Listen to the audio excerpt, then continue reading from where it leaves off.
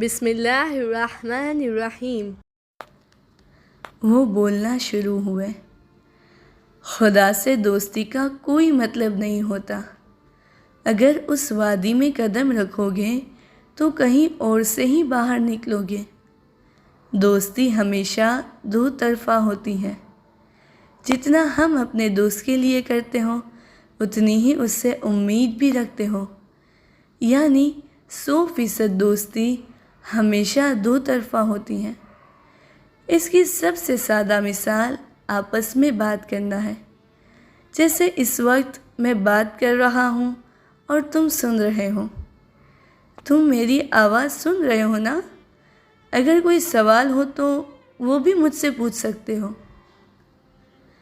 ابھی تم کم عمر ہو، جب بڑے ہو گے زندگی کے نشیب و فراز میں اس تعلق سے تمہیں پھر بہت تکلیف ہوگی۔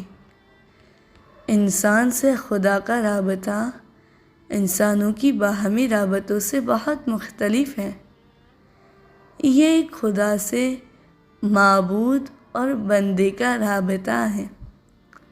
چند سال بعد جب زندگی کی اصلی مشکلات شروع ہوگی تم خدا سے دوستی کی طرح بات کرو گے، لیکن نہ اس کی آواز سن سکو گے نہ اس کو دیکھ سکو گے۔ پھر شک کرو گے کہ آیا خدا وجود بھی رکھتا ہے یا نہیں، اور وہ بھی مجھے دیکھتا ہے یا نہیں۔ اور پھر یہ شک تمہارے ایمان کو کھا جائے گا۔ جتنا اس بات پر زیادہ یقین کرو گے اتنے ہی گمراہ ہوگے۔ شہداء ہم شرمندہ ہیں۔ قصہ 51۔ ان کی باتیں ختم ہو گئی۔ ایسے ہی میرے ساتھ بیٹھے تھے۔ میں سوچ میں ڈوبا ہوا تھا۔ لیکن میں اس عمر میں بھی بہت مشکلات میں گھرا ہوا ہوں۔ ہمیشہ خدا کو دوست سمجھا ہے اور خدا نے بھی مجھے کبھی اکیلا نہیں چھوڑا اور ہمیشہ مدد کی ہے۔ میں بولا۔ اب کہ انہوں نے میری صورت پر نظر جمائی۔ خدا کو دیکھا ہے؟ اس کی آواز سنی ہے؟ کہاں سے معلوم کہ خدا نے تمہاری مدد کی ہے؟ کیسے پتہ لگے گا کہ کہیں تمہارا وہم تو نہیں، یا اتنے خود کو تلقین کرتے ہو اس وجہ سے ہے؟ حقیقت اور وہم میں ایک باریک بال جتنا فاصلہ ہے۔ اس رات ماموں محسن نے بہت ساری منطقی اور فلسفی باتیں کی۔ میرے ان ماموں کو فلسفہ پڑھنے کا بہت شوق تھا، اور میں نے ان کی سوچ اور فکر کے سامنے اس رات شکست کھائی تھی۔ ان کی باتیں ختم ہوئی تو میرا دماغ میرا نہ تھا، سب کچھ گڑبڑ ہو گیا اور دل بھی بری طرح ٹوٹ گیا تھا۔ ایسا محسوس ہو رہا تھا کہ کسی نے میری زندگی کی سب سے قیمتی چیز کو مجھ سے لیا ہے، اور ذہن میں اپنے ماضی کو دہرانے لگا کہ خدا ہمیشہ میری مدد کرتا رہا۔ کتنی بار زمین پر گرا اور خدا نے اٹھایا، کتنے ہی میدانوں میں میری مدد کی۔ لیکن میرے ذہن میں شک پھیل چکا تھا۔ اتنے سال وہم کے ساتھ گزار دیے، ایسا نہ ہو کہ میرے اور خدا کے درمیان کوئی تعلق ہی نہ ہو۔ ایسا تو نہیں کہ اپنے تخیل کو اتنا بڑا چڑھا کر پیش کر دیا کہ میری عقل کام کی نہیں رہی؟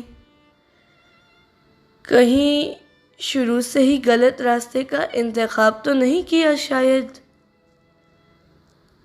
میرا سارا ایمان اور اعتقاد اس دن اڑ گیا، جیسے بم نے میری دنیا تہس نہس کر دی ہو۔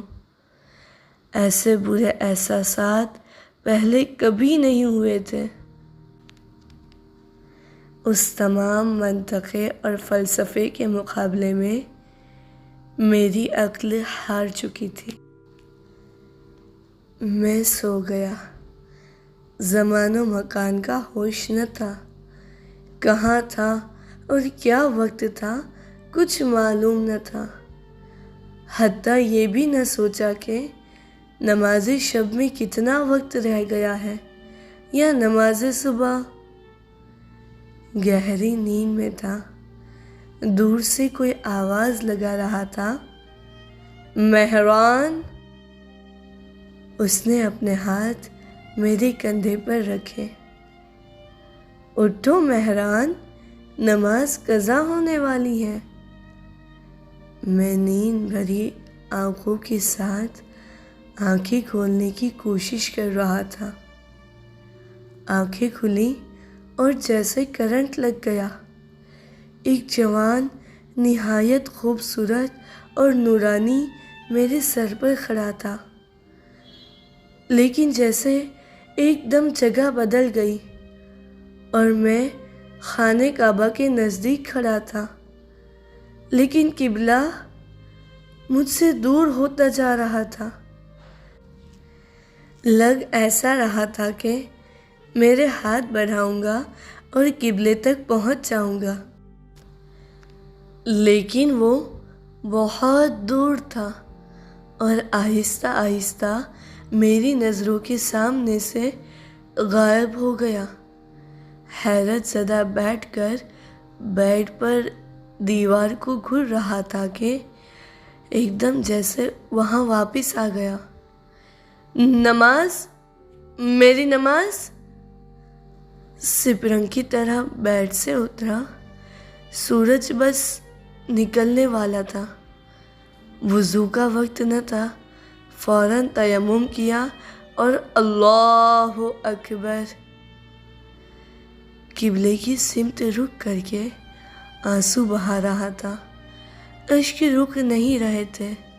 چہرہ گیلا ہو چکا تھا۔ جتنا وقت گزرتا جا رہا تھا مجھے زیادہ سمجھ آ رہی تھی کہ یہ کیا تھا۔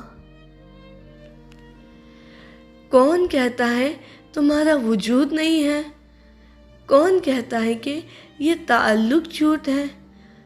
تم وجود رکھتے ہو، سب سے زیادہ دوسروں کی نسبت وجود رکھتے ہو، اور یہ تم ہو جو اس دنیا کے لوگوں کی نسبت مجھ سے زیادہ محبت رکھتے ہو۔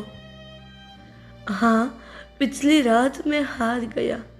میں نے تمہیں چھوڑ دیا، لیکن تم نے مجھے نہیں چھوڑا۔ میں نے اپنی آنکھیں بند کر لی اور تو نے دوبارہ میری آنکھیں کھول دی۔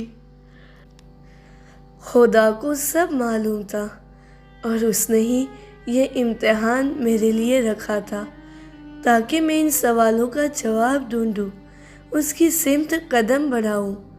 ایسا لگ رہا تھا کہ میرا اور اس کا تعلق اور مضبوط ہو گیا۔